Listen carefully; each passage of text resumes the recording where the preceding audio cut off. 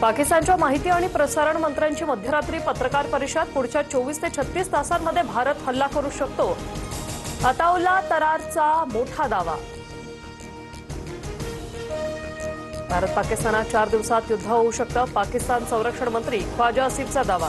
तर खोट्या बातम्या पसरवल्याबद्दल भारताकडून ख्वाजा आसिफचं twitter account block.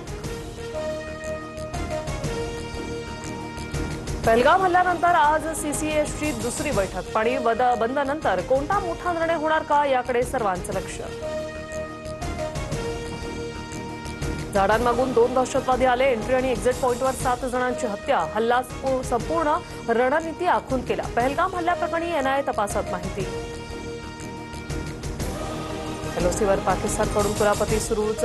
Nowshera Sunderbani भागात पाकिस्तानी चौक्यांकडून रात्री गोळीबार। भारतीय लष्कराकडूनही चोख प्रत्युत्तर। आपल्याकडे वेळ कमी आणि लक्ष मोठं, मात्र वर्तमान स्थितीसाठी हे बोलत नाही, पंतप्रधान नरेंद्र मोदींच्या वक्तव्याची चर्चा।